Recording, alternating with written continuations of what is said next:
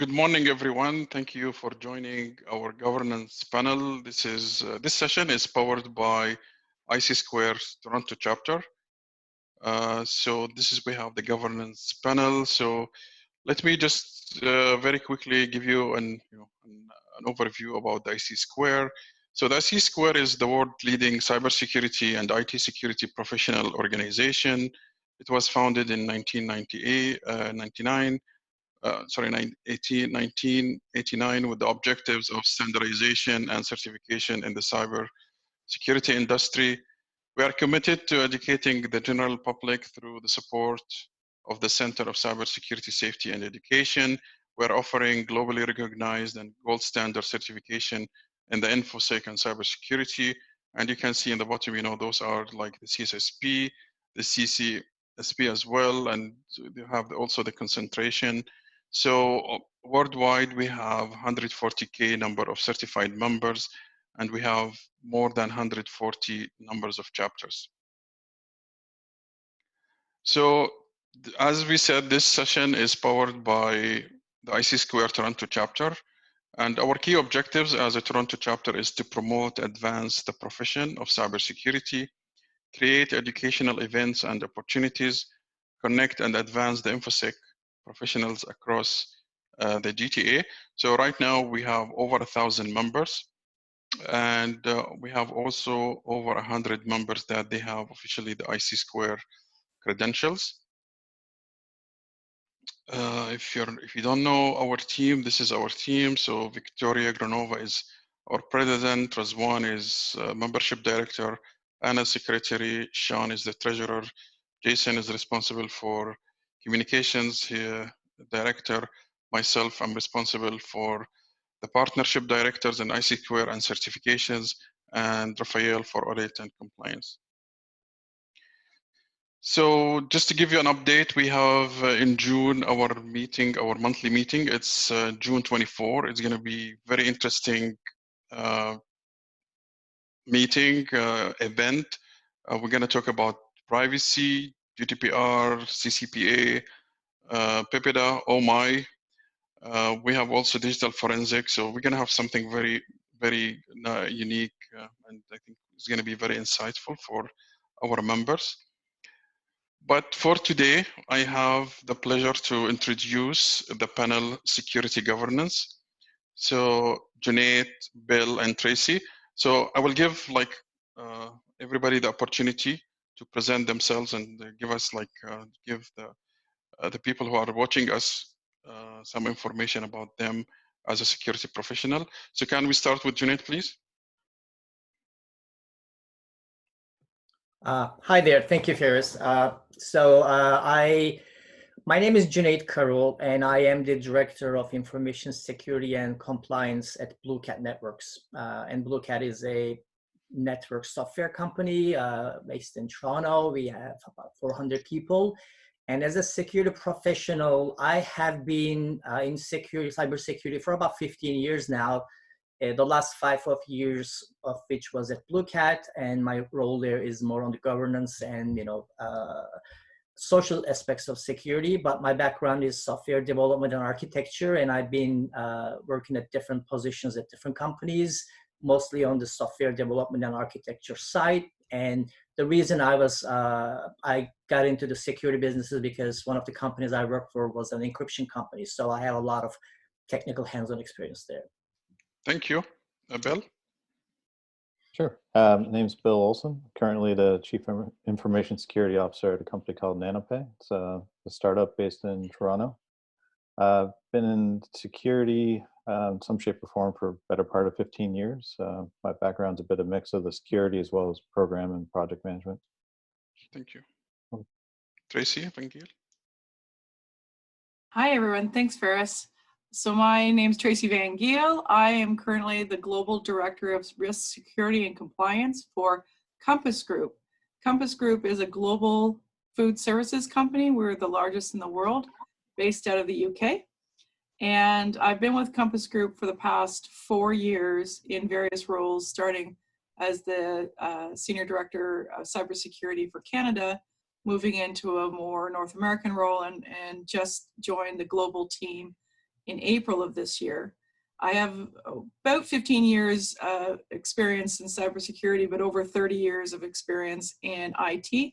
And I've had the pleasure of working with Ferris, for example, in the banking industry. And I also have experience in industries such as food and beverage, nuclear, and food services, where I am today.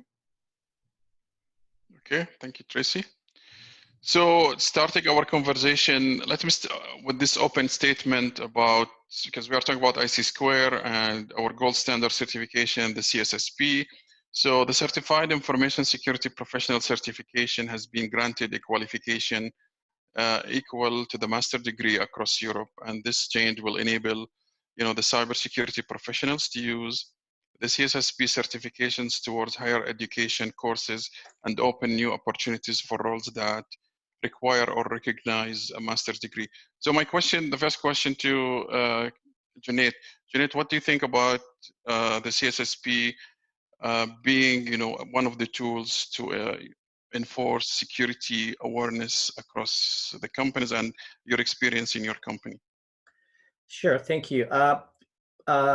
As I mentioned, my background is more on the software side, and I did a lot of cryptography, high math, and that's where my strong points were. And I always assumed I'm a very good security person, but when I decided to get my CISSP certification, I realized that it is actually only part of a bigger picture. And CISSP was very useful for me personally because it let me learn a lot more about the governance side of things, which is what I'm doing today for a living, as well as the network security and even physical security. So CISSP is great in giving a very well-rounded overall framework for a security professional. And I also advise a lot of young people who came to me, and I mentor them, and they usually ask the same question: should we go get a master's degree or a PhD, or should we go for a certification? So I actually recently was a presenter at one of the universities in Toronto, and that question was asked to me by some PhD students. And I do have a master's degree and a PhD, so I definitely am not saying those are not useful. However, in the cybersecurity industry today, having a CISSP probably is one of the best things you can do for your career. And they are actually very good in terms of understanding the overall picture about security. So I believe having them at the master's levels and studying them at universities is going to be a great addition to our industry. Okay, thank you. Bill, do you want to add something to this? Sure. I mean, I think Cuneyt said it well, that it helps provide a very solid foundation, kind of a level playing field to start out, so that not just what you may have already been drawn to, but the full aspect of what information security encompasses. But it's also, I find, helpful as far as it's a ready, set community for you to interact with peers and others. I've had the benefit of switching between a few different companies and different locations, and one of the things I can always count on is there's typically an ISC2 chapter in the whatever city I land in. So I immediately have a sense of community with people that are of like mind, as well as what's going on in our industry, and particularly in the area that you're in. Okay, so Traci, do you, as a multinational company, Compass, I mean, how are your experience with when it comes to certifications? Well, the lovely thing about things like the certifications you get with the CISSP is it's international. And what we find with Compass is we have, like any multinational company, there's a lot of business culture that's different, as well as country culture.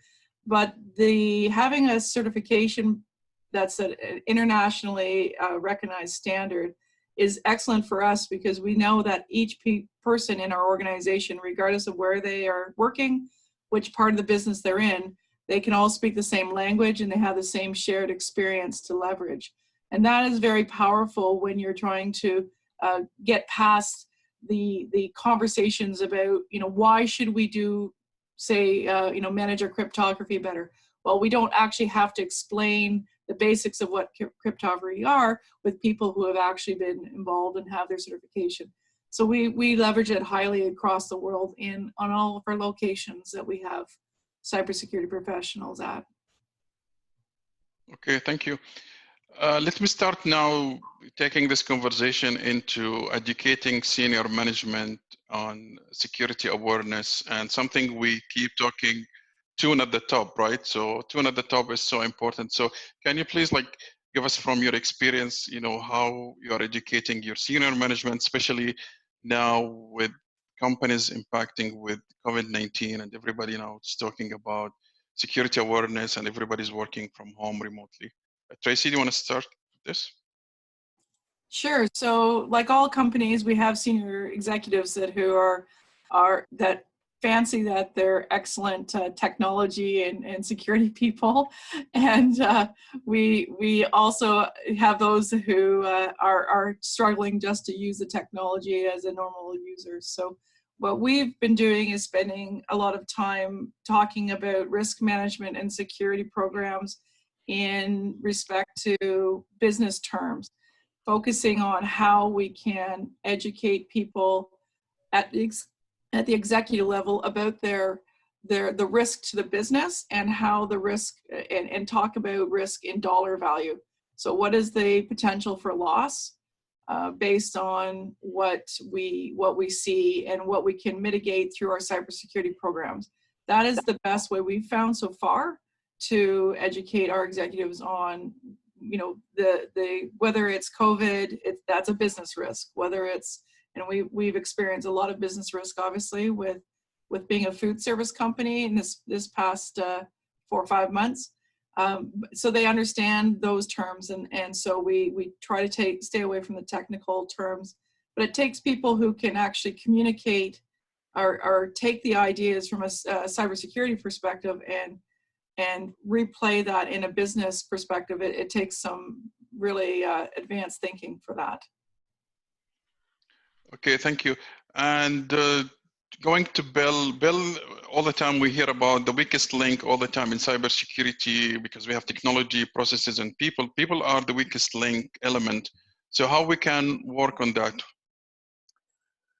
I think education is probably the quote unquote easy answer. Getting, as Traci mentioned, you have users of all skill sets in the company, regardless of what their position in the company is. There's some people that are very susceptible to things like phishing, others that are a little bit more sophisticated.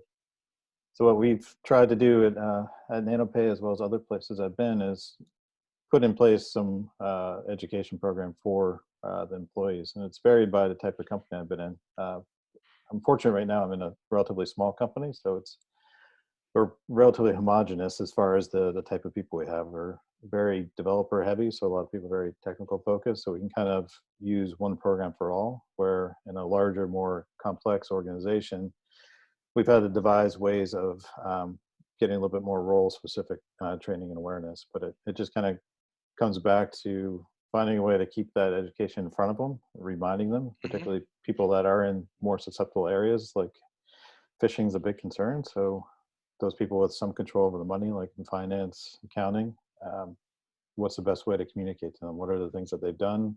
Educate them using that if you can. Good. So going back to Cuneyt, what's your experience in your company educating people like business users, normal business user like finance, how we can educate them about phishing or cryptography or being secure, not to click on some links. So what's your experience? Can you tell us please about your experience?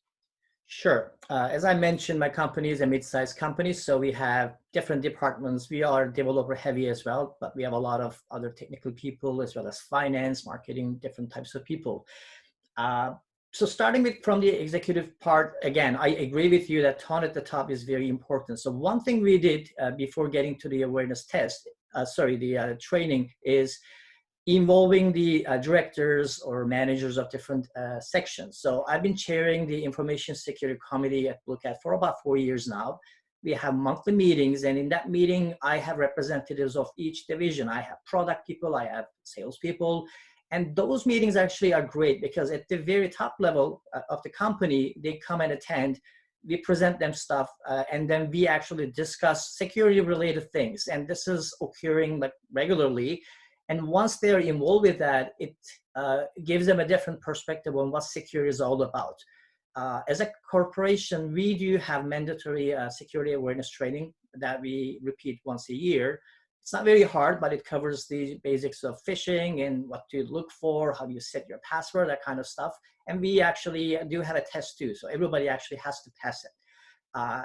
Besides that, we also have department-specific training. I recently actually had a meeting with the finance department, and we are discussing going through their processes, what kind of processes they have actually might have security weaknesses, and how can we improve on that. We have a special program for developers.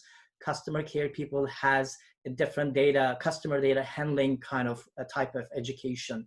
We also, like most companies, if you are accepting a payment card, you have to go through a PCI training, and we have a subset of our finance team actually goes through that training. So what I observed is one general training for everybody to learn the basics, and then providing individualized departments or division, specific training works best for us. Okay, good. Thank you. So Traci, now Cuneyt mentioned very good, interesting information about, training and different training for different departments. But the question now, how are you going to measure the effectiveness of those training? How you, like as a company, feel, those training, they are effective? Well, this is exactly as Traci said, is that it's about having the right measurements in place and not just, providing training for everyone. It's got to be effective. That is something that we have been working towards. I'm going to say it's a work in progress again, because it's such a large company and we're a federated management model. So there isn't an opportunity for me at the top to say, thou shalt all do it this way. So the way that we've been approaching it is twofold. Again, making sure we have the appropriate training for the people available, monitoring whether or not they're actually taking the training in a timely fashion. Often we have client contracts where we are required to make sure that we, as part of our contract, that we are providing training to our associates who are working at places like Rogers or Microsoft or Amazon, and make sure that those people have appropriate training while they're operating at those facilities. But that doesn't actually tell you if that training is effective. And so some of the tools that we've been using are things that allow us to monitor their training through the effectiveness of how the reduction in their click rate, for example. So making sure that our phishing testing is integrated with the training so that people are getting just in time, immediate feedback on what they did right or wrong during that phishing exercise. We're also looking at and have implemented ongoing security awareness. So gamification of security awareness allows people to interact with some characters. That's get sort of a very specific experience that's in the food service business. So for example, our main characters we use for our security awareness are actually chefs.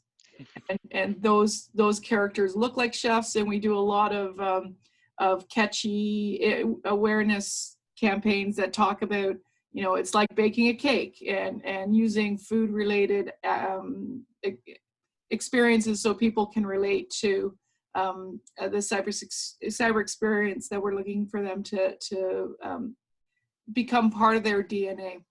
So it takes a lot of work and effort, but absolutely, if you can get the effectiveness measures, which is, reduction in the number of actual accounts being compromised, the reduction in the actual loss events.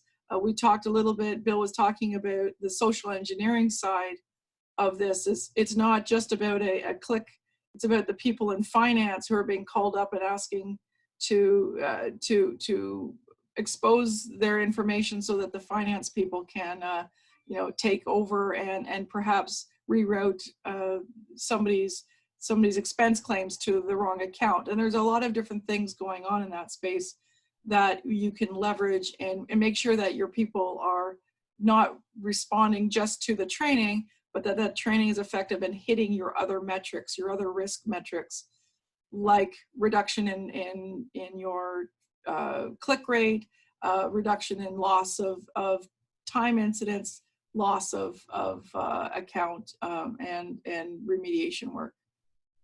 Okay, thank you. Cuneyt?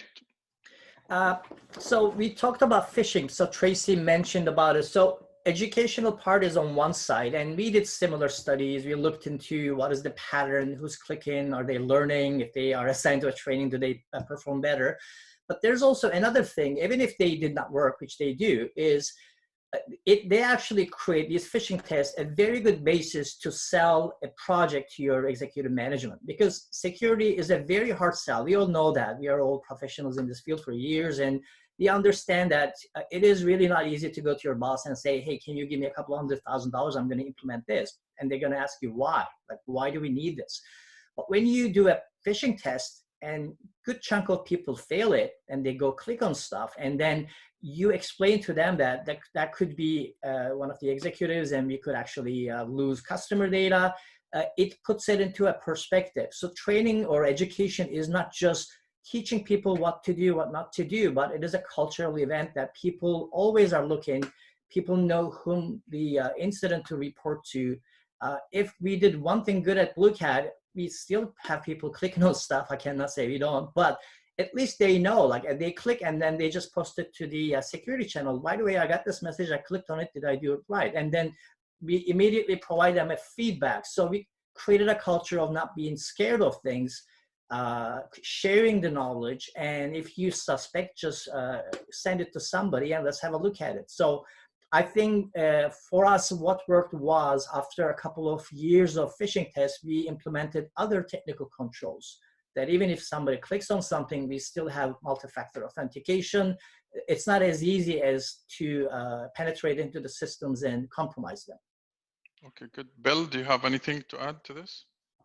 I think these guys highlighted well. I mean, there's the initial feedback from the testing or training that goes right away, that you click on it, oh, you failed, hey, here's what you can learn about it. But then the ongoing analysis of the data, like what incidents or events are occurring, and can we tie that back to the training to give people context of why what they're doing is working or not. Everybody likes to get the feedback, so if you keep that dialogue open, I think it helps everybody. So it isn't a scary thing. It's, oh, this happened, here's what we do.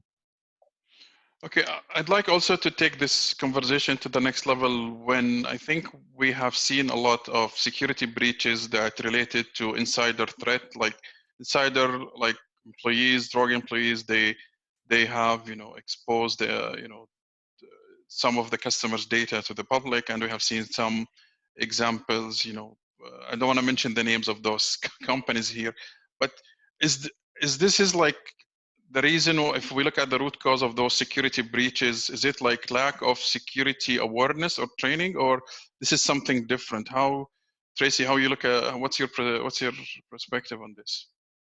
So we've just gone through a review of our overall policy framework, and part of that was doing a threat analysis. And I'm sure in the security team side, everybody knows that, we're trust but verify is our sort of our ongoing motto, but it's not necessarily easy to action that motto. It's you know it, but what are you going to do, and what kind of protections you want to put in place?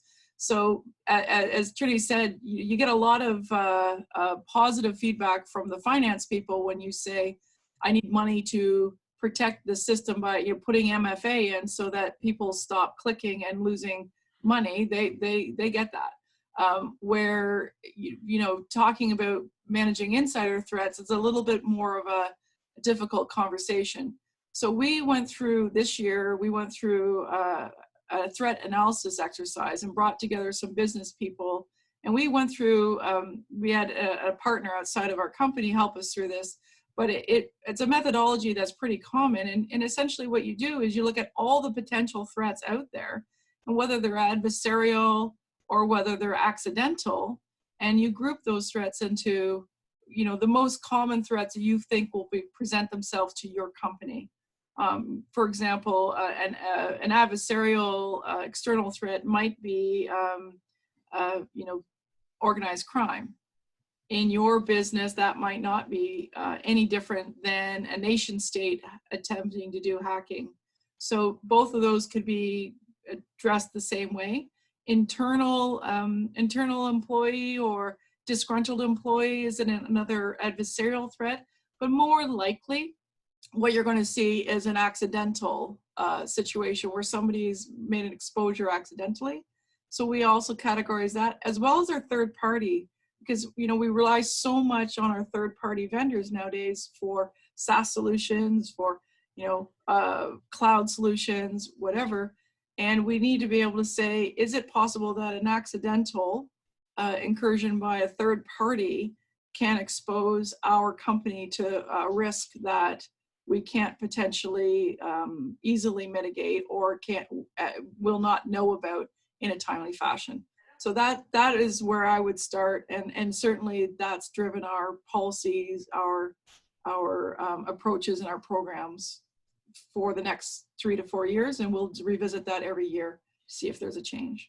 Thank you. Well, Bill, what about you? I think Traci outlined it really well. I mean, the malicious insider is a really tricky one to do, because if your program works perfectly, everyone follows all the processes, all the tools work, these are people that you have, in some part of that flow, trusted with some information, and they decide to do something wrong with it. So I think the threat model Traci outlines, typically what you do is like, what are the scenarios that we're really concerned about, and put as many of those mitigation steps in there as possible. So are we vetting enough as far as who gets access and when, who can approve, how are we reviewing these things? On one hand, it's almost an aspiration to be able to focus on the malicious insider, because there's so much of your program that has to be put in place in order to worry about that edge case. But it is a very tricky one. I would agree with the Trace assessment that from what I've seen in our companies, most of the issues tend to be accidental,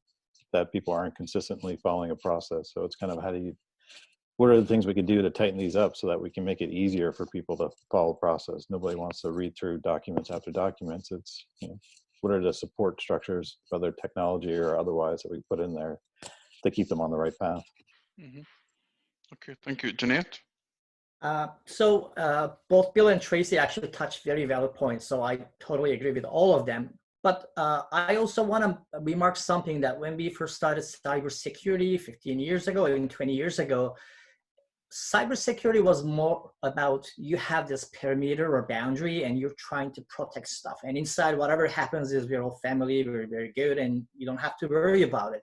So this is changing a lot, and that actually is helping the insider threat, because in the past, it was all about firewall rules. Are you blocking this port? Are you preventing people to come into your environment?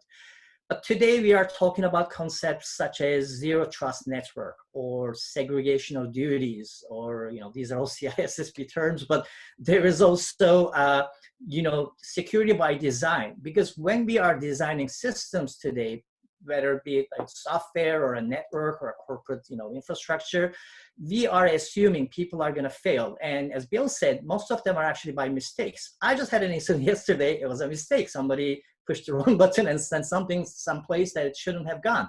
But what are you doing in the design of that system to foresee such mistakes? And are you splitting the risk? Are you letting a single person to have all the power to leak a very, very critical information? Or do you have different layers of defense? So make sure if one fails, the other one is going to catch it, which is actually exactly where the security industry is going these days. We are assuming insider threats are going to be there. Most of them are going to be simple mistakes. But I think we are on the right track. We are making sure people know as much as they need to know. Roles are segregated, so we know that a single person or single team cannot actually give too much damage. And that is actually one of the other reasons why we should look into cybersecurity, not just as a technical thing, but an overarching, bigger picture. Okay, great. Sorry, I'm just addressing some of the questions I have seen now in the windows. So I got a question, or it seems a comment and a question. So they are saying, interesting from Cuneyt, protection from phishing, where even you click on a link and then two-factor authentication intervenes as a further measure. Can you please elaborate on suggestions how to do that? Sure, absolutely. So some of the tests we did in our past was a bit tricky. So we use Office 365 as most companies do now. And you can log on to your Office 365 if you're using just one single factor and your password logs you into your email account. It is very easy to fake Office 365 logon page. If your phishing test or a real phishing attack is able to take a user to an Office 365 logon page looking place, many of your users will gladly give their passwords there. So it is actually very easy to lose your password. We've seen this over and over. Industry standard, I believe, is somewhere around 15% in the high-tech industry. We are right about there.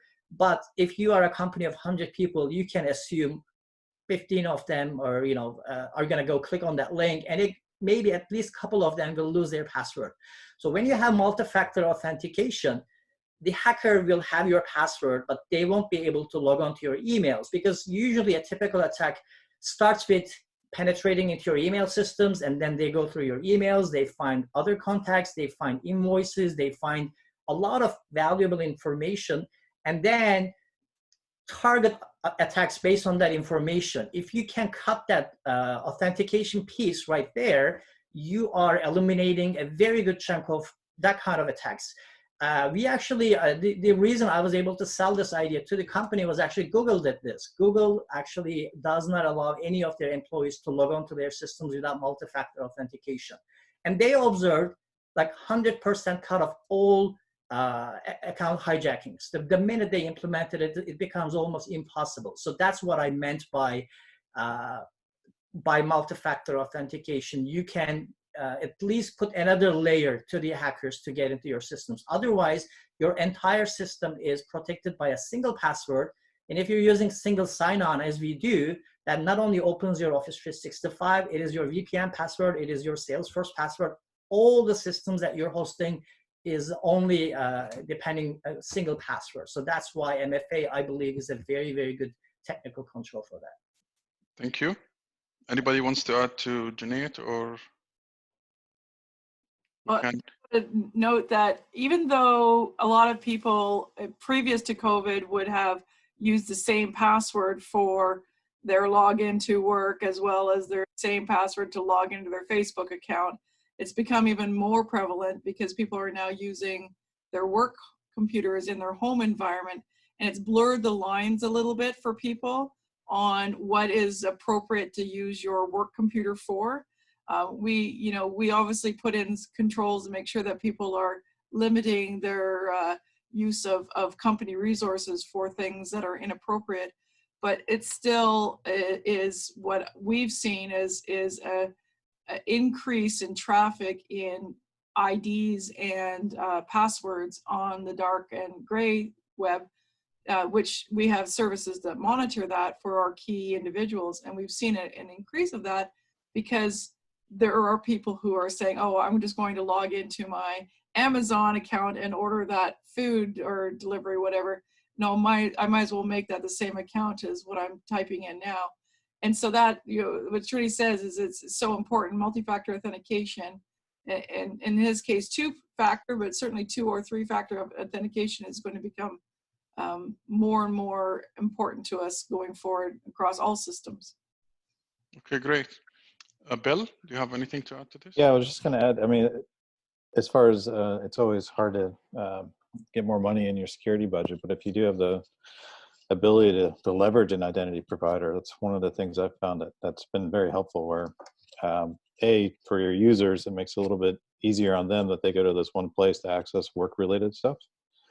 But then you can consolidate a lot of the additional checks and some of the fancier features that, hey, we don't recognize where you're coming from, so we're going to ask you more questions before you're allowed to access, rather than trying to replicate that in every single application they may use for work. So trying to get O365 to have the same parameters as some of the other applications they may need is very difficult, and that's a big time suck for a lot of the teams that support it. So you can kind of consolidate where possible, frees up people to focus on making identity really strong, but also a little bit easier for your workforce, so they don't have 16 different things they need to log into.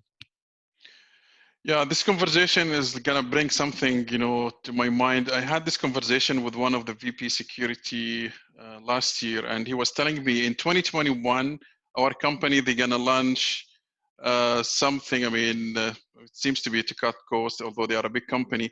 Bring your own laptop to work. It's not bring your BYOD, you bring your mobile device, but bring your own laptop to work. So how are you gonna, what's your thought about, you know, if really companies now start adapting this policy by asking employees to bring their own laptop and use it for work?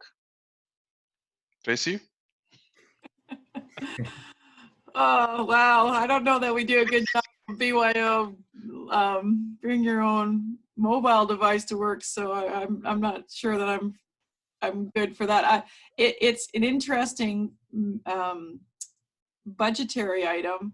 I think with our needs to make sure that the environments we're working on are patched and there's a appropriate antivirus and there's vulnerabilities are checked, etc.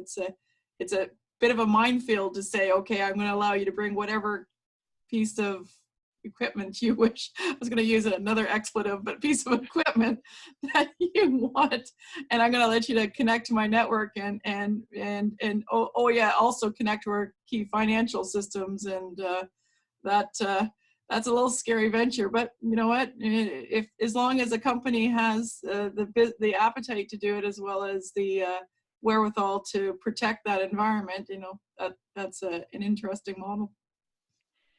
Okay, but this is, I think, it will need more awareness. It will, I mean, we're gonna go to the next level of how you're gonna educate people, you know, awareness to use, you know, their own laptop, their own device, and use it for work, and you know, have that kind of distinction between what's mine, what's my personal versus work. What do you think, Cuneyt, about this? Sorry. Yeah, this is a very, very tough topic. And I personally, because BlueCat has a different, unique position, I'm not only responsible for BlueCat security, but we also are a network appliance vendor. So I have to explain ourselves to some of the biggest companies in the world who use our products and software. And some of them are so picky, they will not let you even bring your own cell phone to the office. So going from there to letting people use whatever computer they might will be a very tough thing for us to do. But if we had to do it, I believe first of all, I believe in training, education, that's very important. But when you have 400 different types of devices at different operating systems, patch levels, I don't see that as a security professional a very good thing, quite frankly. Yeah. However, there are technologies out there. There are some virtualization technologies. I mean, we all grew up with, you know, the mainframes, and then, you know, things have changed. So there are solutions where you can isolate your work into one, you know, sandbox, if you will. You can force people to work there. There are some good products on cell phones, for example. Like, you can put all your business email into one app, and whenever that person leaves the company, or, you know, they need to leave, because technically I own my own iPhone. The company does not own it, but all my emails are going to my cell phone. So you should be able to remotely wipe those, manage them remotely. Mm-hmm. So there are some technical, you know, measures that can enable such a move. But as a cybersecurity professional, I would see that as a very, very big risk on the other side. And I don't think the cost that it's going to be, you know, cutting for that company is not going to be worth the risk we're taking on the other side. But that's my personal opinion. Thank you, Bill. Yeah, I would even think beyond the security risk highlighted, it'd be a big hit to efficiency to have so many people on so many different platforms, devices, the support, the just troubleshooting people have in a normal day when everybody's on the same device is very difficult. If they've got everything out there, I can't imagine that work is going to be efficient at all, which is going to sacrifice any sort of cost savings they might have. Right. Thank you. So I would like to take, because some of the questions here, and then I'm going this to Traci. So Traci, myself, I've been asked with a lot of people. They are like system analysts, they are like technical people, and they want to migrate to cybersecurity. So all the time, the questions that they ask, what's the best place to start and how I should go from here? Yeah, so I get this a lot. So one of the first things I always tell people is, first of all, find somebody in your organization or if you're in a consulting team as somebody who is in an organization like the ISC2, that you can find as a mentor. So first and foremost, find someone who can give you some guidance on what part of cybersecurity will be a good fit for you, as well as what part of the, what are your goals and objectives and your dreams. So, all of us have come through different backgrounds. I've met people, cybersecurity leaders, who were completely business people and had no technology backgrounds whatsoever. I've had kids who are MBA grads who've launched in cybersecurity. It's not so much important that you are a techie and that you've had your experience pulling apart and managing network routers, or that you're a software developer that's done a lot of code testing. What is important is that you understand that cybersecurity has a very broad range of skills and needs, all the way from people in governance like we are, where we're talking to business people. We need to speak business language, but also understand the core parts of cybersecurity. So number one, get a mentor.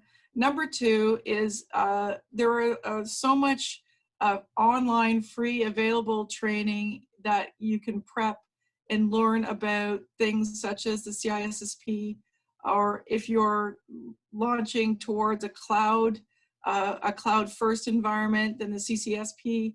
Those designations, you can still, without having maybe the work experience and the the actual hands-on experience with cybersecurity, you can certainly learn a lot.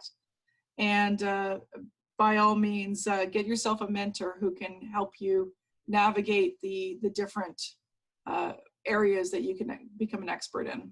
Okay, thank you. Cuneyt? Yeah, I totally agree with Traci. I was going to start with mentorship. She explained it so well. I'm not going to add anything to it. Again, we talked about certifications. For me, certifications were great because, again, I focused on one certification at a time, studied for it a month or two, whatever, took the exam, passed, got my certification, moved on. And every time I got a certification, I figured out I learned a different side of it. And some people come to me quite a bit and they want to be, hackers. They want to go into cybersecurity.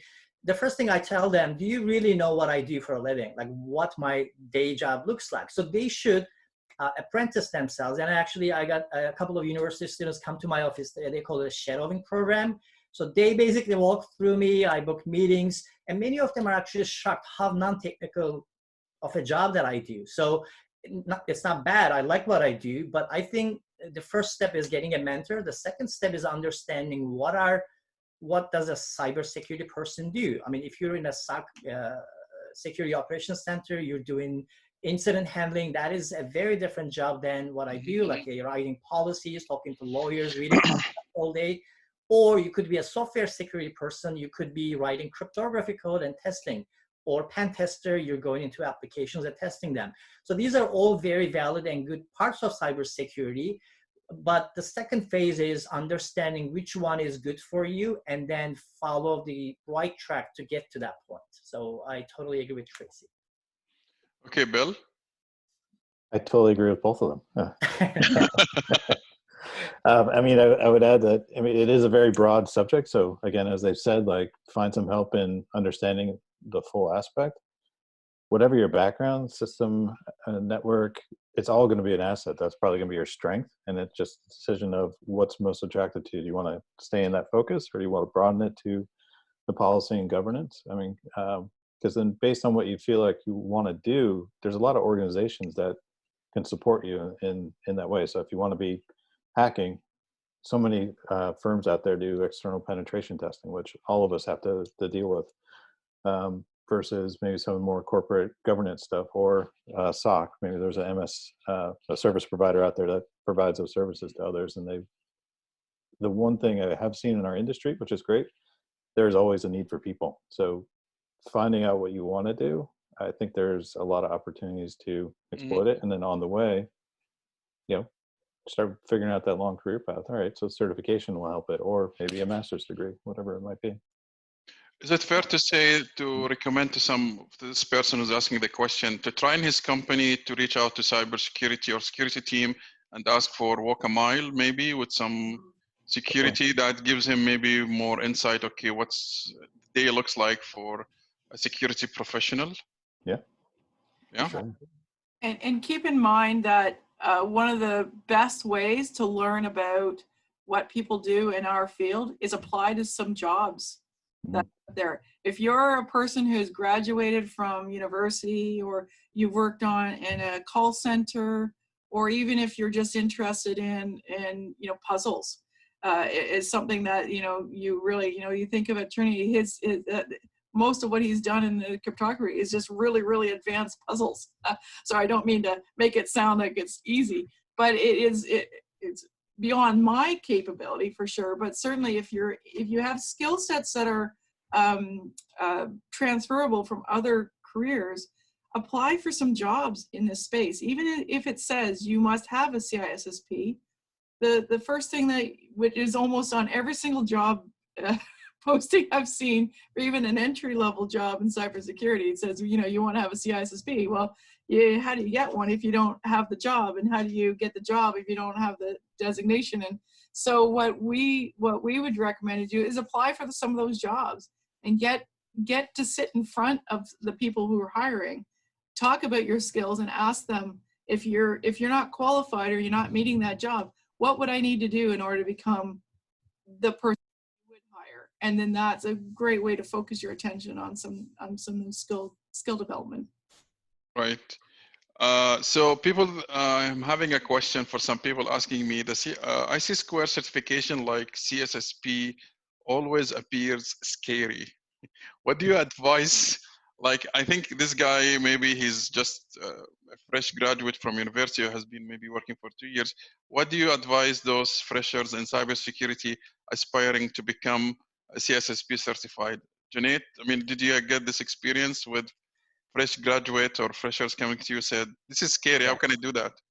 Yeah, it's a big book. It's actually right over there. It's 1,600 pages. So, but it's not a very hard read, and it's actually interesting. The physical security was very interesting for me because it even teaches you like fire extinguishers and stuff, which for me was like, wow, I never thought I was going to learn about those things. So it is scary, and I can recommend two things. First of all, if it is too hard for you, because I actually mentored some people who were not technical, who did not have any technology background and security background, and CISSP probably is a hard thing for them. Maybe they can start with some of the easier certifications, or maybe taking some classes at universities. There are a lot of certification programs.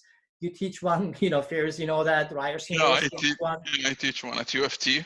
Yeah, York does have one. So those are good places to start to, improve your chops. The second one is, again, going back to CISSP, I was very comfortable in certain parts of it, but then I figured out certain parts I'm not. I actually took a break, went back and learned networking better because I was always a software person. I never really dealt with networks. I mean, I probably know more than an average person, but I don't know as much of it. So I literally took my time and learned networking and came back to CISSP. So that's number one. The second one is socializing. So one of the best things ISC2 does for me is, once I got my certification years ago, I started attending meetings. I was not always regular, but when you go there, you meet a lot of people. And there are different levels, there are different people, different backgrounds, and it is actually very good to talk to them, get notes. I know, not CISSP, this is your competitor, but CISM test, I know I met this person at a, meeting, and then he said, oh, I have notes, I'll share them with you, and he shared some of his notes with me. So I would say, don't be scared, start somewhere, and always go find people, and you can find those people in social events. There are a lot of security events going on. Many of them are free of charge. I would say, please socialize and come find us. I mean, I am totally fine, if you reach out to me wherever, on LinkedIn, or come talk to me face to face when we can. I'll be happy to, guide you if I can. Thank you. Bill? Yeah, I think just parroting what was just said, I mean, a lot of it's practice. There's a reason they recommend a certain number of years, because it is 1,600 pages is one way of context. There's a lot of information to cover. Yeah. Some of it you absorb while working. Others you can focus on if it's not your strength. But then also remember, I mean, it's a test. There's also just test taking techniques that can help calm you down. Multiple choice, can you eliminate a few of the answers? Those kind of strategies that a lot of us have forgotten since they've left school, but you can bring back. Yeah, myself, I mean, I'm not a panelist, but I can recommend as well with the natural growth. This is my recommendation to my student and university. Start with the natural growth, with, as Cuneyt mentioned, with some certification, and you can build up until you get to the CSSP, understanding more about the concept and the experience. So allow yourself, if you are a fresh graduate or somebody who has been only working for 2 years, like your natural growth, be an associate with IC2, come to our meetings. You can connect with Cuneyt, Traci, or Bill, and they will be more than happy to be giving you some advice and guidance to help you through this. So I think the answer here, we are here to help and support whoever wants to get to the cybersecurity space.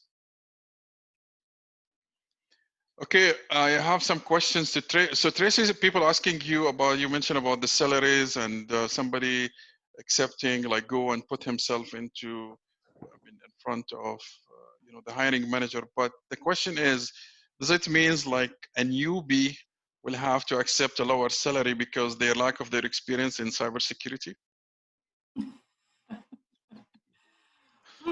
Well, I guess it really depends on the company that you're applying for. And just so that, just give you all an idea, when I worked with Ferris, I worked for a bank.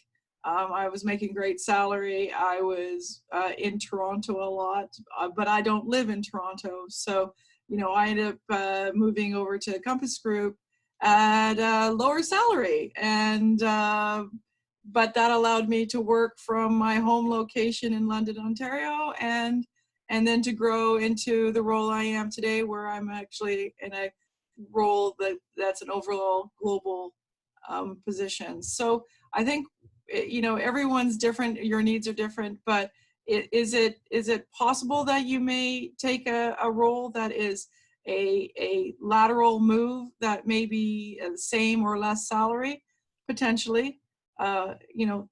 It's individual, it depends on the company, but certainly if your goals, the objective out here is that you're enjoying your job, you're enjoying your life, and you're getting fairly compensated for it. So we always say there's a bit of a triangle. If there's something that you're good at and you like doing and you get compensated for it, that's the perfect triangle of those things. So, don't go into cybersecurity if you don't think that it's something that you're either going to be good at or you're going to enjoy. But certainly if you think you're good at it and enjoy, the third part of the triangle is you will be compensated, and may be a little bit down the road, but it's certainly it's the best place to be.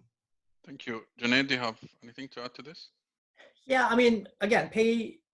I agree with Traci, because again, there are jobs. I was at a different position as well, in finance, making more money, but I really love cybersecurity, and that was the reason I moved to cybersecurity.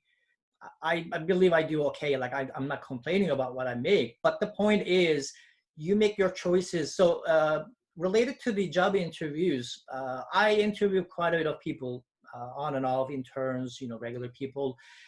What I look for is, like, I don't negotiate money up until very, very late. And if I can, I don't at all. What we're looking for is, are you really interested? I mean, you don't have CISSP, you have absolutely no, experience, you don't have any certifications, but if you can prove the hiring manager that you really are passionate, you really want to be in that business, you want to learn, you want to get certifications, that goes a long way. My frustrations usually are, I talk to people, they want to be cybersecurity people, but they don't have any clue about what actually it means to be a cybersecurity professional. So that takes back to my initial comment. Please understand and learn what a cybersecurity person does. And if you really want to do that job, and then I think a lot of doors will open for you, because all hiring managers really, really understand that you're truly interested in that position. And then you will be fairly paid, in my opinion. Just because you're in cybersecurity, it doesn't mean you will not be paid, fairly. Okay, Bill? Yeah, again, more of the same. I mean, if it's, regardless of the security position, it's kind of like joining any company. If that's risk benefit there. If you're excited about what you're doing, excited about the culture, we as the hiring company are excited about having you there. We're going to do our best to keep you happy. So I don't think there's any sort of, hey, we can get this person for a lot cheaper because they don't have a certain thing on their resume. I think the company wants everyone to succeed. So we want people that want to be there. We don't want to penalize you for joining. Okay. I know now most people, I think, especially fresh graduates, they hear a lot about cybersecurity, and it seems to be like it's a hot market for people to go. And maybe, you know, some companies, they are offering, you know, very good compensation packages. But the question is how people, they can find out really if they really have the passion to do this. Because as Cuneyt said, you know, maybe you're not the right person, you know, to do this job. So in this case, you know, how people, they're going to decide what's they're really good at, or what's they're really passionate, if they have really passionate for cybersecurity. Traci? I was going to say maybe you should ask Bill first, because you've asked him last every time, and he gets with I get to parrot everything. Yeah. yeah, exactly. Oh, sorry, what Bill. Bill said. No, Okay. I like that formula. Let's keep it up. Yeah. I'm preparing. Well, I'll quickly say that every single skill set I can think of that a human being could have is needed in cybersecurity. So I'm really having a hard time imagining some skill that somebody has that would not be applicable in some way, shape, or form. I have people who have been in the healthcare sectors. There are so many jobs that are related to helping people through their cybersecurity issues, like a service desk. There are roles, as you know, Cuneyt said earlier, I spent a lot of time reading legal documentation and doing presentations and talking to clients about why we can't, you know, leverage their existing network infrastructure. There are a lot of different roles out there. So you know what, if you think it's an interesting place to be, you do not necessarily have to be a network architect to be a cybersecurity professional. I mean, it's only one facet. Again, software development, you don't have to be a developer to be a good cybersecurity professional. Right. Having a little less fear about technology, and one of the things you and I, Ferris, talked a lot about in our previous time together was the ability to say no. Yeah. Because you have to say no to people often, but your job is to protect the company that you're working for and the people that work there. So that's probably the number one skill set is interest and a little lack of fear and an ability to say no. Okay, thank you, Bill, because we have only 2 minutes. Bill, quickly, please. Sure. I mean, if someone's really worried about whether they may or not really enjoy it, every company needs to be protected security-wise, but you can also pick what kind of company you want to protect, whether it's food, finance, maybe you want to protect Netflix because you love movies, that kind of thing. So there's a balance you can play to kind of mitigate your choice. Right. Cuneyt? Another thing is we mentioned applying for jobs. If this is too scary, just read the job description. That's another advice I give to people that I mentor. Like, I mean, if you're going into a business, just go see what they're looking for. And very honestly, see if you have them. And if you don't, maybe look into opportunities to go, you know, build up your experience or education on those fields. So that is another advice I can give to you. Just go see what kind of job descriptions are there that you'd like to do. Okay, thank you. Sorry, Traci, a question because in IC2, you know, we want to empower more women to be in cybersecurity. We want to see more ladies coming to cybersecurity. So what's your advice? What your message today so we can see more women in cybersecurity? I'm really sorry, guys, on this phone, but women are way better at this job than most men. Many other things. No. Well, and you have to have a little bit of a thick skin and realize that everyone sitting in the room with you will probably be a guy. And for some time, you know, but I have been in technology for over 30 years. I remember I graduated from my program in school in 1987. And when I graduated, there was 55 guys and 2 women. And you just sort of have to say, you know what, we'll just show that you're better than the rest of them and you'll be good. it's not a fair place out there. Like, I'm not going to pretend that everybody's, all people are treated equally in the industry, and it's sometimes tough when you're with a group of people who are all focused on something a little bit different that is not your normal cultural experience. But regardless, the more of us there are out there, the more that will naturalize and normalize, and it'll become the place that anyone can have a job and feel comfortable and not. And you know what? I've never had a problem in my career to say, just go ahead and make it happen. Okay, thank you so much. We are on time, so IC2 really appreciate you as the panelist for this is a great conversation and very insightful. I think a lot of people, they enjoyed. We had over 85 participants in this session. So thank you so much. I really appreciate your time and your contribution to this session that's powered by IC2, and thank you for siberX. So thank you so much for your time. Thanks for having us. Take care and stay safe. Thank you. Stay healthy and stay safe.